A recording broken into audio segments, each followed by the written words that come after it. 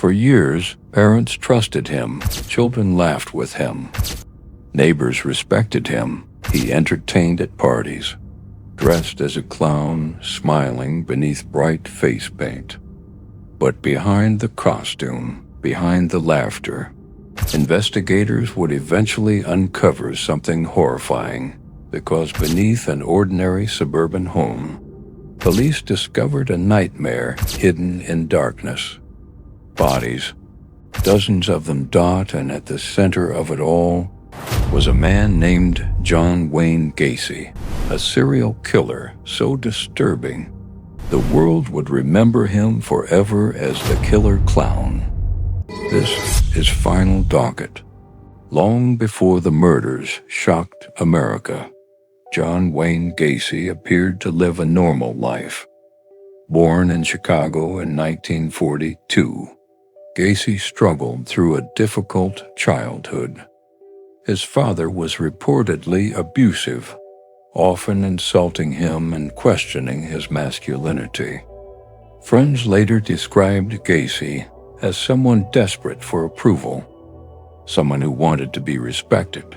As he grew older, he became deeply involved in his community. He worked in business, participated in local events, and eventually became known for performing as a clown at children's parties and charity events. To the outside world, John Wayne Gacy seemed harmless. But underneath the carefully built image, something dark was growing. By the 1970s, young men and teenage boys around Chicago had started disappearing. Some vanished without warning. Others were last seen speaking with a friendly middle-aged man offering work opportunities. Families searched desperately for answers, but investigators struggled to connect the disappearances. Meanwhile, Gacy continued living normally, hosting parties, socializing with neighbors, smiling for photographs, all while hiding terrifying secrets behind closed doors.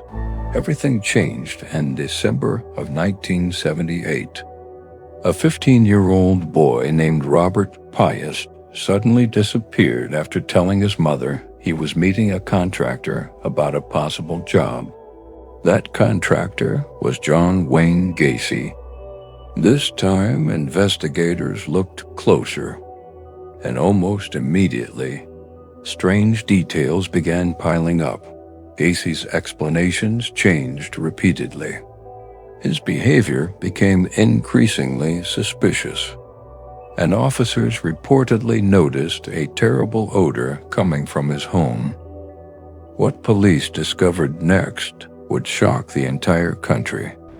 When investigators searched Gacy's house, they uncovered a nightmare. Beneath the home, inside the crawlspace, officers discovered human remains, then more and more. The number continued growing. Eventually, investigators linked John Wayne Gacy to the murders of at least 33 young men and boys. Many had been tortured, strangled, and buried beneath the house while Gacy continued living above them. America was horrified. Neighbors who once trusted him struggled to understand how such evil could remain hidden for so long. But the investigation was only beginning. As the case moved to trial, prosecutors described Gacy as manipulative, calculating, and dangerously deceptive. His defense team attempted to argue insanity, but prosecutors believed Gacy knew exactly what he was doing.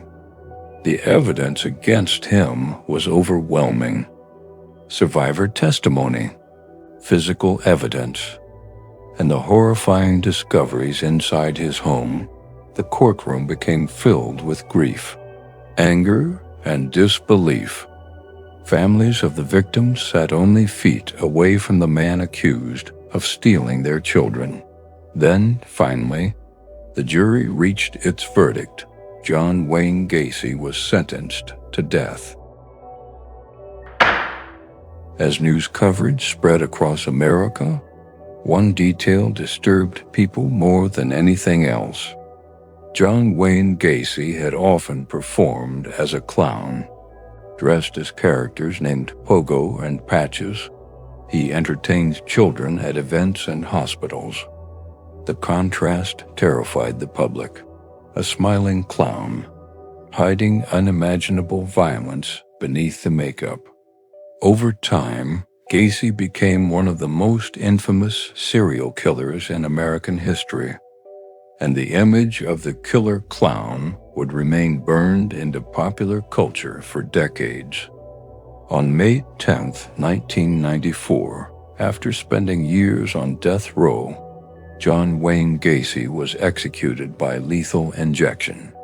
Before his execution, reports say his final words were chilling.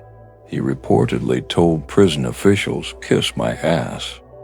Moments later, one of America's most notorious killers was dead. But the horror he left behind never truly disappeared.